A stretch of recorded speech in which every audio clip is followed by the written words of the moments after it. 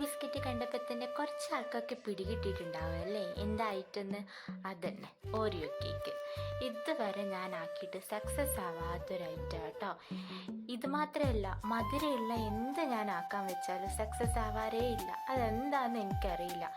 ഇപ്രാവശ്യം രണ്ട് കൽപ്പിച്ചിട്ട് ഒരു കൊതീൻ്റെ പുറത്താക്കി നോക്കിയതാ. പക്ഷെ ആയടാ, കാണാനൊരു മെനയില്ലെങ്കിലും കഴിക്കാൻ പറ്റിയൊരു കേക്കായിരുന്നു കേട്ടോ. ഏറ്റവും നല്ല ബെസ്റ്റ് കേക്ക് എന്നൊന്നും പറയില്ല, പക്ഷെ ഞാൻ ആക്കിയതിൽ എനിക്ക് കുറച്ചും കൂടി നല്ല ബെറ്ററായിട്ട് ഇപ്രാവശ്യം ആക്കിയതാണ് കേട്ടോ കിട്ടിയത്. അതിൽ എനിക്ക് ഒരു ഫ്ലോപ്പ് ആയത് ഇത് ഈ ഷീറ്റ് വെച്ചില്ലേ അതിലാണ്. അതെനിക്ക് ആക്കി കഴിഞ്ഞപ്പോഴാണ് മനസ്സിലായത് ഞാൻ ഷീറ്റ് വെച്ചതിൽ മിസ്റ്റേക്ക് ഉണ്ടായിരുന്നു എന്ന്.